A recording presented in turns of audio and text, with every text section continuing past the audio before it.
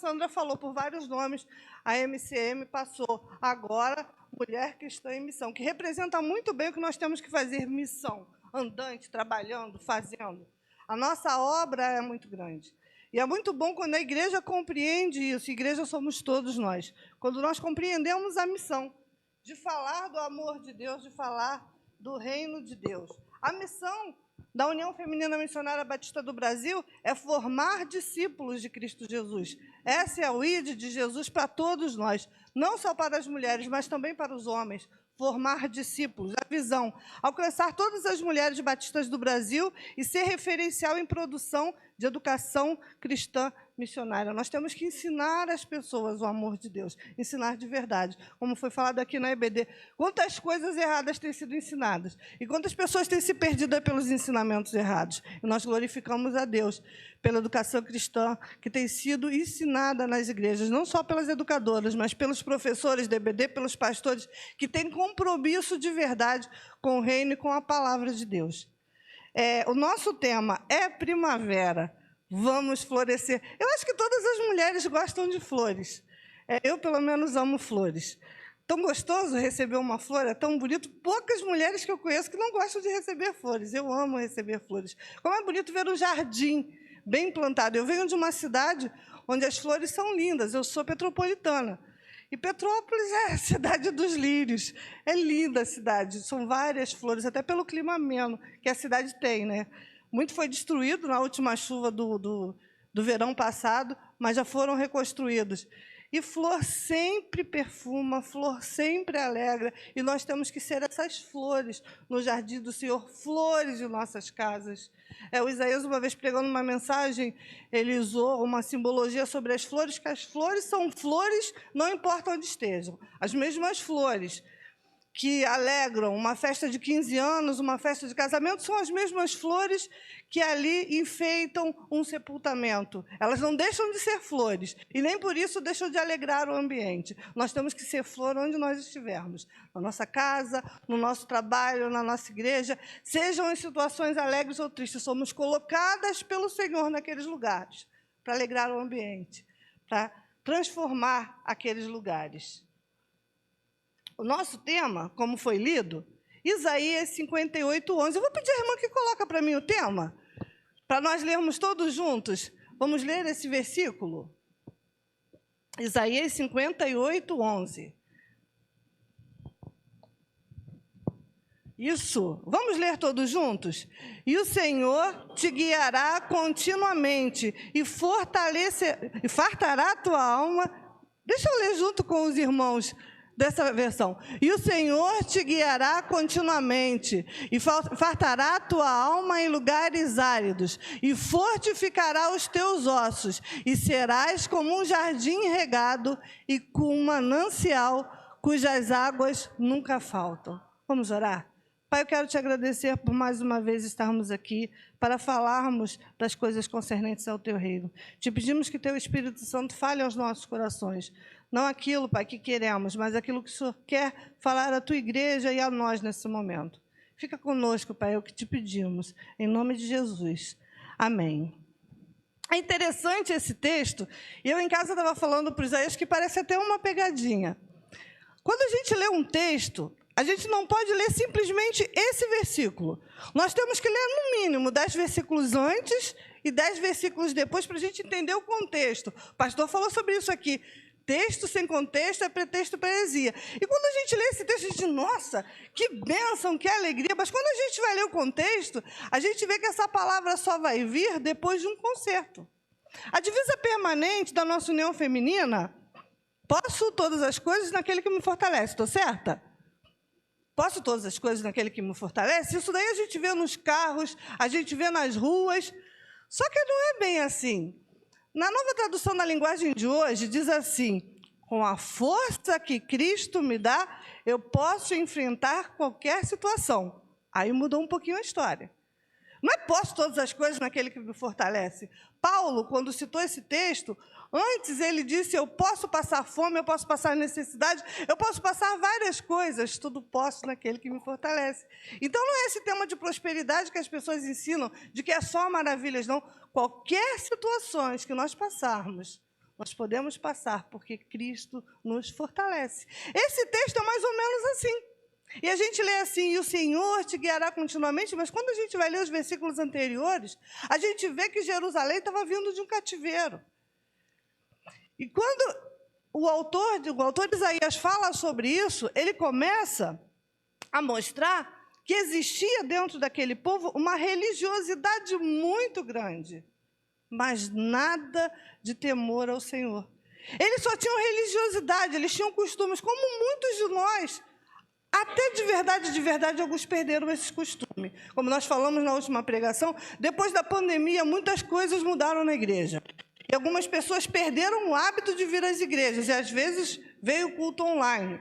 Mas nós temos esse costume, nós que continuamos com os nossos costumes, temos o costume de vir à igreja. Os judeus eram religiosos, eles cresceram dessa forma, eles aprenderam assim, mas isso não quer dizer que eles estavam próximos de Deus. Eles só tinham os costumes, mas perderam a essência e o amor. E aí o texto anterior fala, mas se você abrir a sua alma ao aflito, você der de comer aos que têm fome, então a tua luz nascerá nas trevas.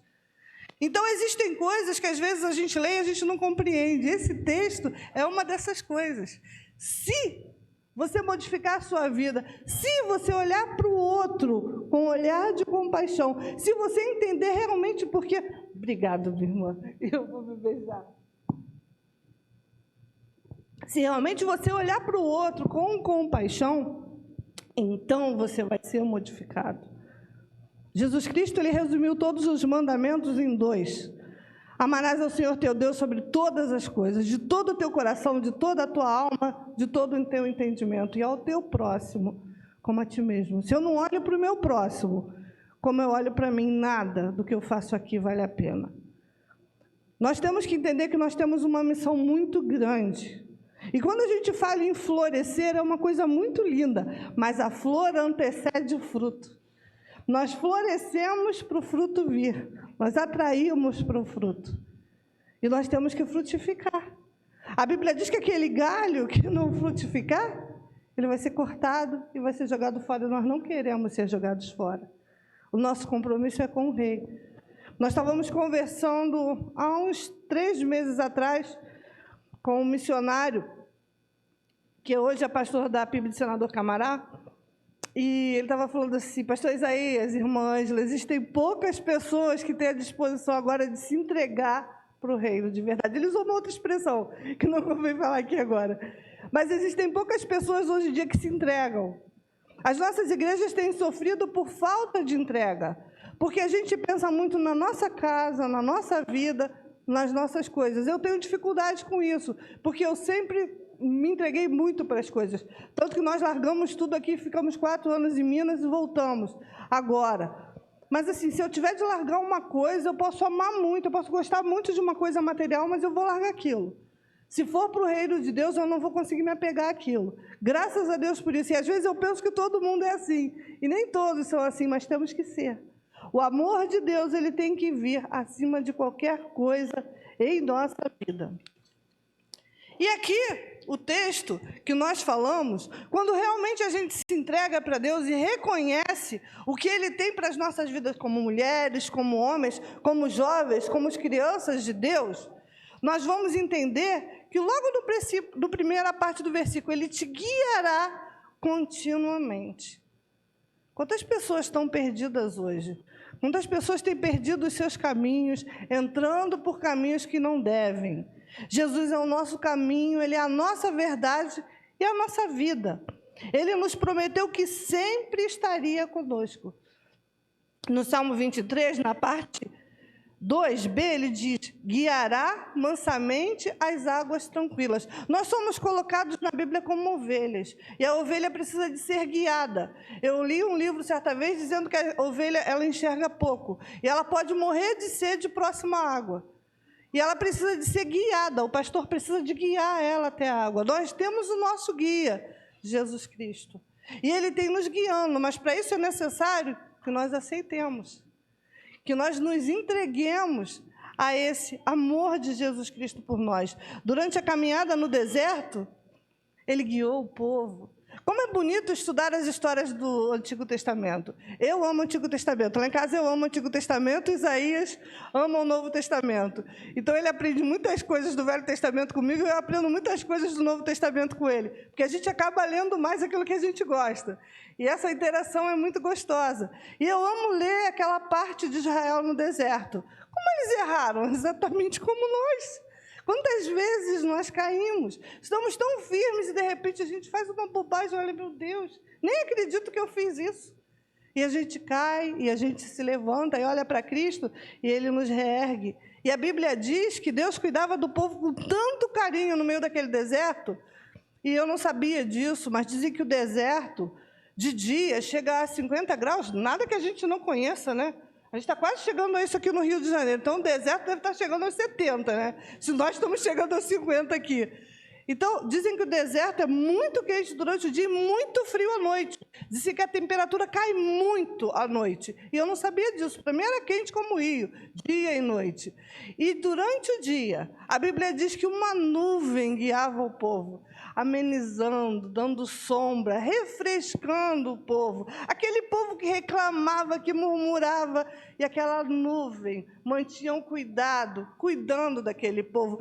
E à noite, colunas de fogo guiavam o povo, livrando o povo de perigos que vinham e aquecendo o povo no frio do deserto. Como Deus cuida de nós.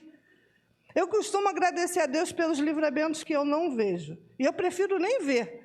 É melhor, às vezes, nem ver, porque a gente vai levar, às vezes, um susto tão grande que é melhor agradecer pelo que a gente não viu. Quantos livramentos Deus tem te dado, meu irmão? Na sua vida até aqui. A MCA tem 48 anos, mas quantos anos nós temos? Eu creio que até o mais novinho que está aqui dentro da igreja já recebeu grandes livramentos do Senhor. É o cuidado. Ele está te guiando, Ele está te amparando a cada dia.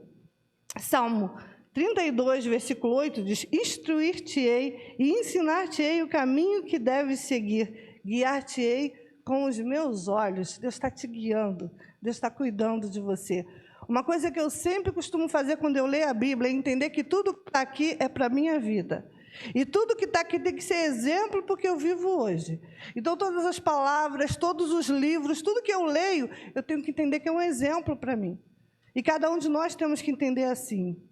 Outra parte desse versículo, fortificará em lugares secos. Olha, meus irmãos, quantos lugares secos nós temos passado. Às vezes não é seco de água, mas é seco de amor, às vezes é seco de paz. Quantas dificuldades nós temos vivido. E a Bíblia não diz que Deus vai nos fortificar em oásis, não. É nos lugares secos. É nas tuas dificuldades que Deus vem te socorrer. No Salmo 23, versículo 4, fala que Ele vai estar conosco até se nós passarmos pelo vale da sombra da morte. Quantos de nós já passamos pelo vale da sombra da morte? Às vezes no hospital, às vezes num acidente, por uma enfermidade que às vezes atravessamos. Nenhum de nós está livre disso. Como o pastor falou agora há pouco, a doença ela não veio para a árvore, não, ela dá em nós. E não importa do que vamos morrer também, não. O importante é que um dia nós estaremos na glória com Cristo. Mas enquanto vivemos aqui, Deus atravessa esses vales conosco. Nós não estamos só. Eu me lembro que uma vez eu fui visitar a mãe no hospital, e a minha mãe estava muito doente naquela época. E foi uma época bem difícil, né, mãe? E eu falei para a mãe assim, só a senhora pode passar por isso. Eu não posso passar pela senhora. Esse sofrimento é só seu, é só a senhora que vai viver ele. Eu estou sofrendo, mas essa dor é sua. Eu não posso dividir ela. Eu posso estar perto, mas eu não vou conseguir amenizar ela. E é só Deus que fortaleceu ela naquele momento, como fortalece a cada um de nós. Eu me lembro que a luta foi tão grande que eu tinha medo, às vezes, de orar, porque eu dizia assim, Deus vai fazer a vontade dele. E se Ele quiser levar? Ele vai levar. Se Ele quiser que ela seja curada, Ele vai curar. Eu só pedi assim, eu faça a tua vontade e conforta meu coração. E é assim que a gente tem que orar, entender, compreender os propósitos de Deus e pedir a Ele que esteja nos guardando, que nos fortaleça. Porque é tão difícil, né, irmã Sandra? A caminhada é complicada. A vida cristã, eu costumo dizer que não é um mar de rosas. Ou, se as pessoas pensam que é um mar de rosas, pode ter certeza que as pétalas vão cair, mas os espinhos vão estar lá. E, às vezes, a gente se machuca. Mas nada que a gente não possa suportar. Jesus Cristo passou muito mais que nós. E Ele venceu. E nós venceremos, porque estamos seguindo os seus passos, não é? Existe uma ilustração que fala sobre pegadas na areia. Eu gosto muito disso, é bem antigo. E conta que um homem estava caminhando com Jesus, conversando com Jesus, é só uma ilustração, andando pela areia. Eu, como sou apaixonada por praia, por areia, por água, então eu fico me imaginando caminhando com Jesus numa praia. E ele viu ao redor da vida dele sempre 2 passos de pegadas.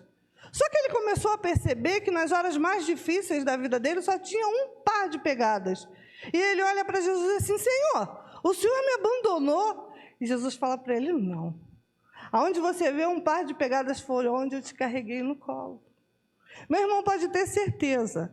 Eu não sei o que você passou, eu não conheço quase ninguém aqui. Eu conheço poucas pessoas aqui, assim mesmo conheço muito pouco. Mas eu tenho certeza que você já passou situações tão difíceis, que você olha para trás e diz: meu Deus, como eu suportei passar por aquilo. Pode ter certeza que o Senhor te carregou no colo. Foi Ele que cuidou de você. É Ele quem cuida de mim. Glória a Deus por isso. Salmo 91, 5 diz: Ele me invocará e eu lhe responderei. Estarei com Ele na angústia, livrá-lo-ei e o glorificarei. É Deus falando para você e para mim. É Ele que vai nos guardar. Outra coisa que esse texto também fala: Ele fortificará os seus ossos. A gente, quando vai chegando na menopausa, a gente sabe o que é isso, né, irmã Sandra? Fortificará os seus ossos. Eu costumo dizer que a época da menopausa é uma época muito legal, porque a gente perde algumas coisas que a gente não gosta, mas faltam algumas coisas que a gente precisa. E aí começam as artroses, começam as dores, começam os problemas nos ossos. Quando a gente vai ficando mais velho, a gente percebe o quanto aquelas coisas que a gente não gostava fazem falta. E a gente percebe o quanto os nossos ossos são necessários. Enquanto a gente está jovem, a gente nem lembra que tem osso, a gente pula, a gente corre. Mas quando a gente vai ficando mais velho, não vou dizer que a gente não faz não, mas a gente corre com cuidado. A gente pula devagarzinho, porque já não dá mais para correr tanto. E a Bíblia diz que Deus fortificará os seus ossos. Se nós estamos de pé aqui é porque temos um esqueleto forte, que nos mantém de pé. Existem algumas doenças que não permitem isso. Existe uma doença chamada ossos de vidro, que a pessoa às vezes não consegue nem ficar em pé, porque se quebra inteira. Existe a osteoporose, que muitas mulheres têm, que é preciso que a gente se cuide, é preciso que a gente vá ao médico, porque Deus deu sabedoria ao médico para cuidar de nós. É claro que Deus pode curar sim, mas Ele só vai curar o que Ele quiser. O que nós temos que fazer, nós precisamos de. Temos lá o posto de saúde, e lá nós vamos ser cuidadas pelos médicos que com carinho fazem isso. E às vezes não é possível ficar de pé, mas Deus tem falado para a gente que Ele fortificará os nossos ossos. Lembram da história de Ezequiel, o Vale dos Ossos Secos? Eram ossos que estavam já largados, mortos, e Deus ressuscita aqueles ossos.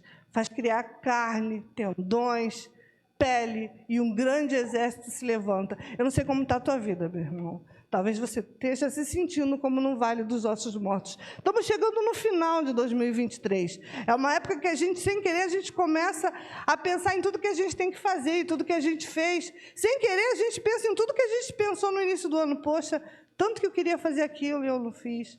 Mas eu costumo dizer uma frase: o tempo que se chama hoje é hora de recomeçar. Não importa os seus planos do passado, não importa o que você sonhou para o ano inteiro. Tem um mês ainda para terminar esse ano, tem muita coisa para ser feita.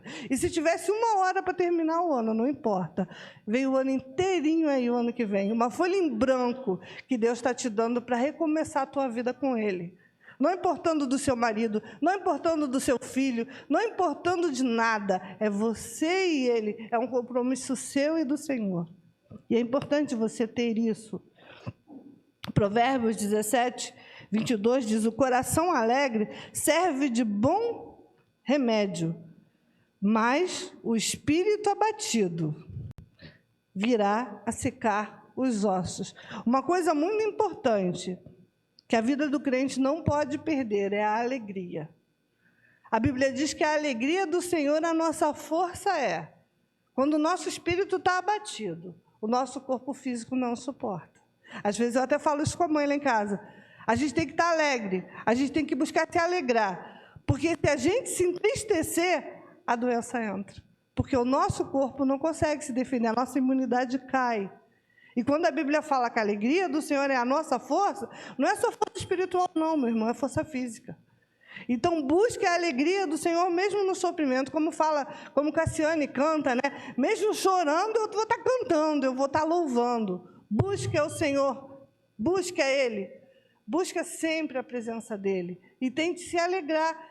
Se a vida está difícil hoje, tenta lembrar do que Ele fez no passado, como nós falamos aqui, eu quero trazer à memória o que me pode dar esperança. Tenta trazer à sua mente aquilo que te alegra o coração de Deus para a sua vida. Porque Deus nunca vai te decepcionar, nunca vai te deixar triste. Então, é Ele que vai te fortalecer.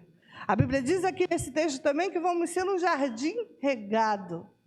Como é bonito ver um jardim bem cuidado. Eu confesso aos irmãos que eu não levo muito jeito para a planta, não. Lá em casa quem leva jeito para a planta é Isaías. Isaías planta uma plantinha, ela desabrocha, eu planto, ela fica lá, meia dormindo, assim. Leva muito jeito para ela, não. Ele leva jeito. Mas como é bonito ver um jardim cuidado. Mas para um jardim ficar bonito, a planta não nasce e cresce, não. Tem que plantar, tem que tirar aquelas ervas daninhas, tem que podar, tem que regar. O Espírito Santo faz isso com a nossa vida.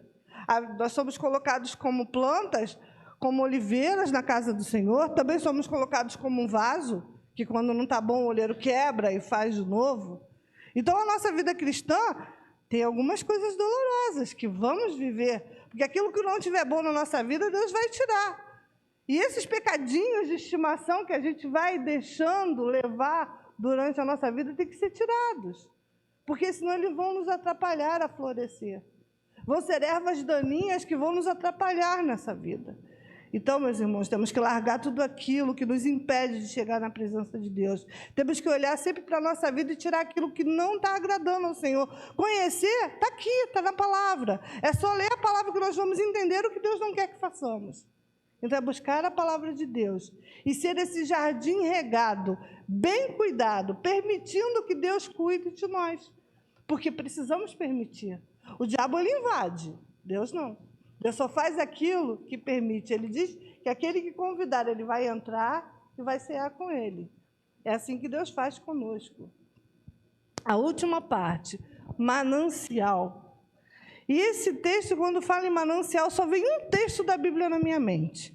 E toda vez que falo em manancial, e manancial significa uma mina d'água, uma nascente, uma fonte, e toda vez que eu leio esse texto, eu lembro da mulher samaritana, que ela estava ali pegando água, e Jesus vem e pede água, e Jesus fala para ela, se você soubesse quem está te pedindo água, você me pediria água, e eu te daria água, que mataria a sua sede e faria de você uma fonte que jorra para a eternidade.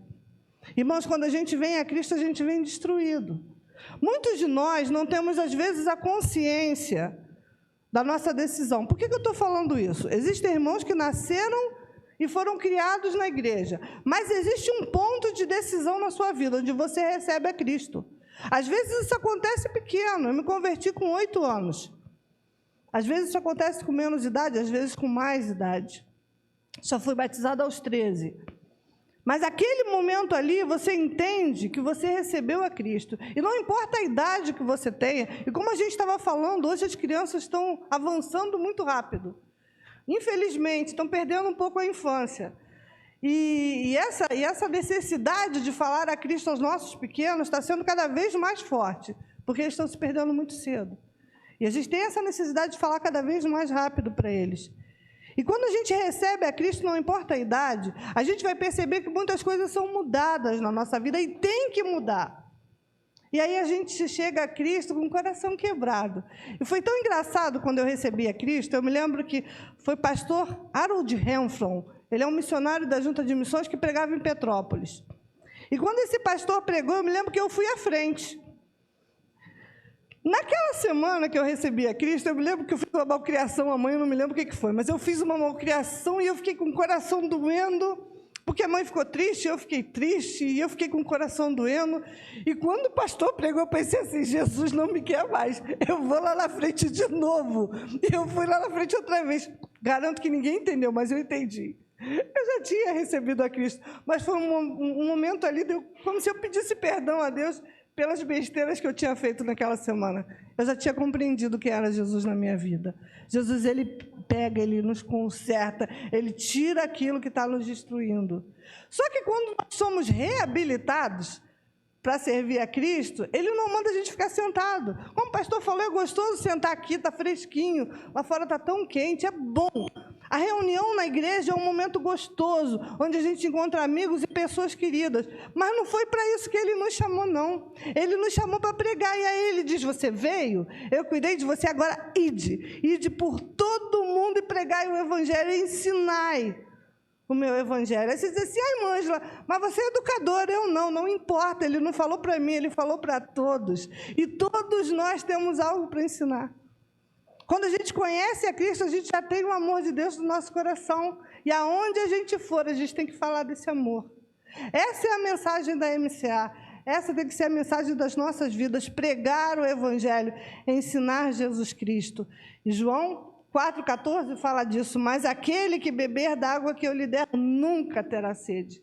Porque a água que eu lhe der, se fará nele uma fonte a jorrar pela vida eterna. E quem conhece uma fonte sabe que não dá para segurar com a mão. As águas fluem. Meu irmão, que a sua vez seja dessa forma. Minha irmã, que a MCA hoje está fazendo 48 anos, independente da sua idade, que você seja essa fonte a jorrar. Que por onde você passar, pessoas ouçam Jesus através e pela sua vida. Porque o nosso testemunho, às vezes, fala mais alto que as nossas palavras. Então, entenda que aonde você passar, você está testemunhando de Jesus Cristo. E que aqui seja apenas o começo de muitas coisas que temos a fazer. Que Deus nos abençoe. Amém.